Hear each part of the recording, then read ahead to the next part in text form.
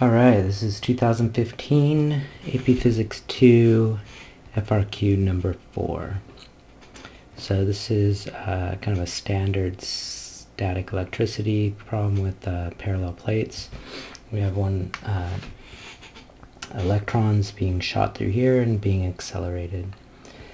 Alright, so the first question is, which of the plates is negatively charged? Well, since these are electrons, right, they're negative, and we know V final is greater than V initial, that means that the top plate must be negatively charged and the bottom plate must be positively charged. Okay, so the top plate is negative because the electrons speed up, which means they are being repelled from the top and attracted to the bottom, which must be positive.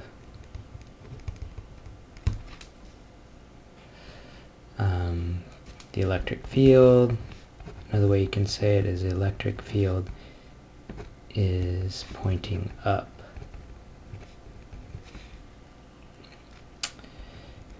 Because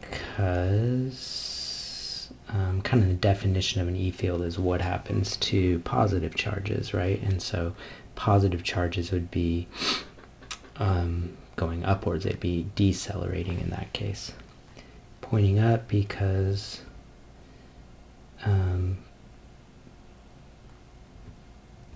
the E field opposes an accelerating electron. I guess that's the best way to say it.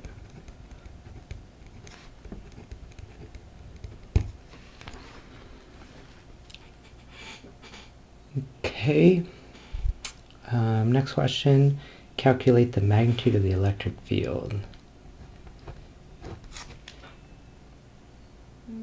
So I just spent a few hours doing all of these videos for AP1 and AP2. This is the first time I'm going to have to use my calculator. So you can see how much the tests have changed.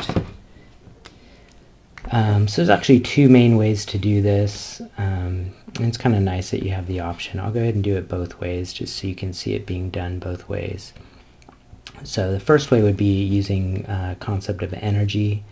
So we know that the electric potential energy in this case is turning into, well, it should be equal to the change in the kinetic energy. So let's do it that way first. So we know our electric potential is going to be equal to Q times V.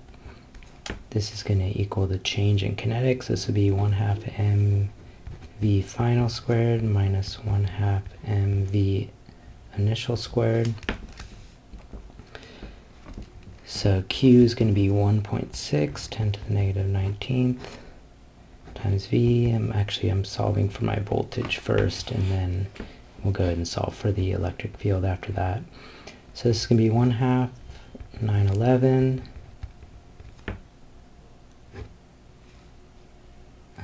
Actually, I'll just go ahead and pull out the V's. So our V final is 802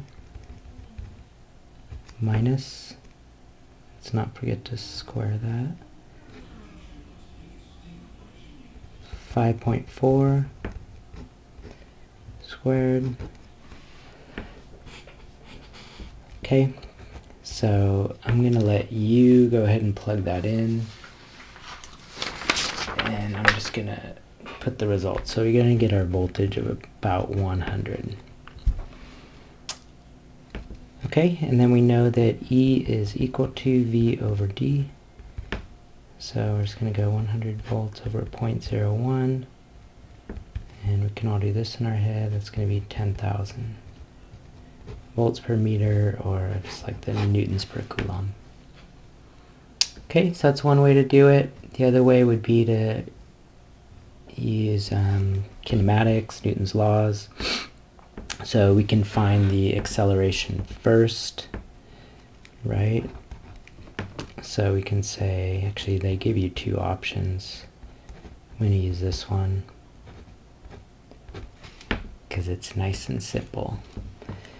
So 802 10 to the 6 should equal 5.4 times 10 to the 6 plus a. I'm solving for a this time. T was something nanoseconds. 1.49.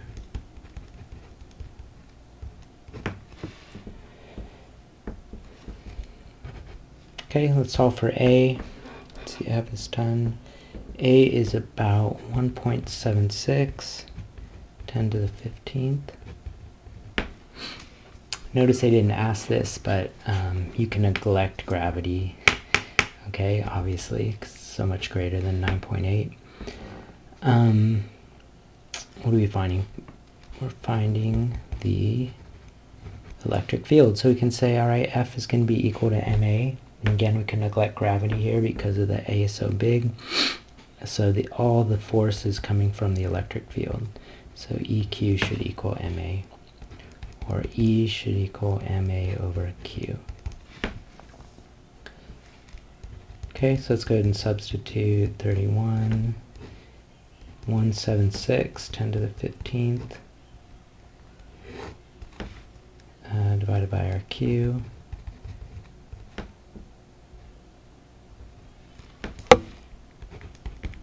Okay, and you can go ahead and plug that in and verify that we do get the same answer, 10,000.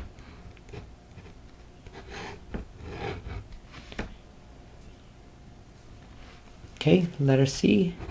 Felt like an old APB problem there.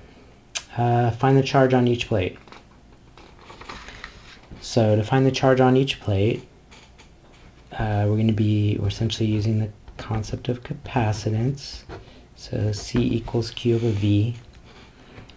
And actually, if you looked ahead, you would have saw, oh, we're going to have to find voltage anyway.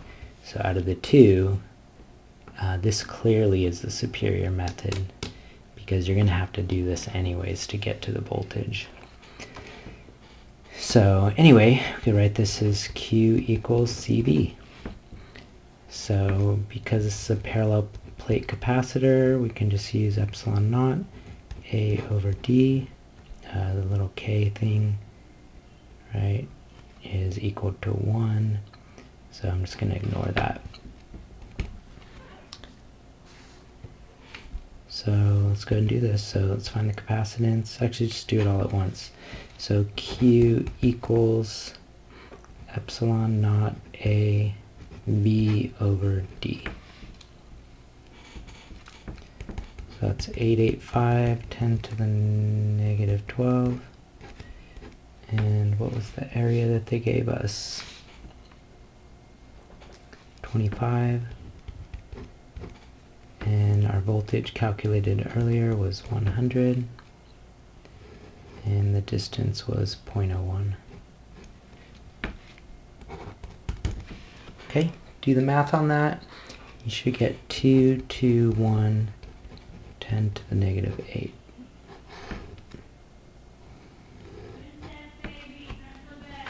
Coulombs. All right, last problem.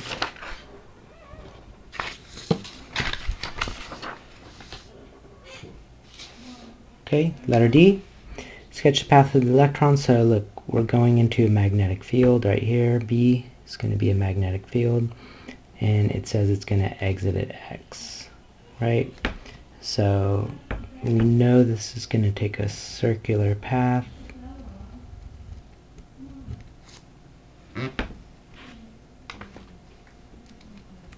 Okay, so the path is circular. Or semicircular because, well, force is always perpendicular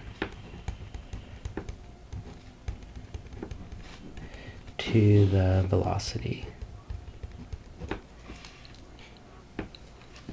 because it's always perpendicular, right? So we know that's going like this, like this, like this. The force that's going to create, I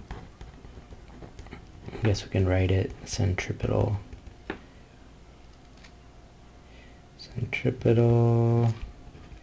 acceleration.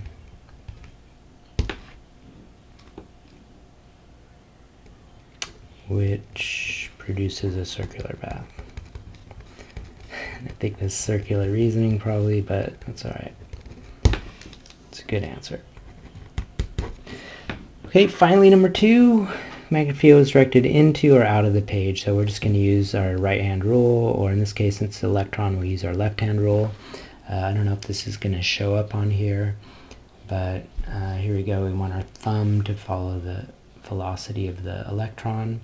We want our palm to point towards X, and that means our fingers are going to be pointing up and out. So out of the page, I guess we can just describe it using my left hand. Just say for negatives, and you just describe the rule.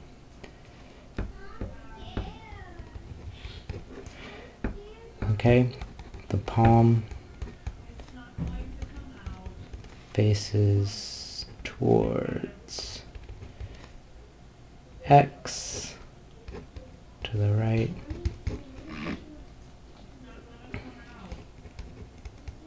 Thumb follows the velocity.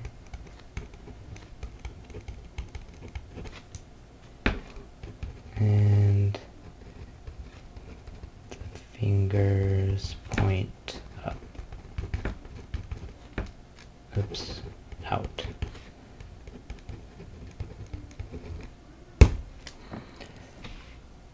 Alright, so that concludes AP Physics 2.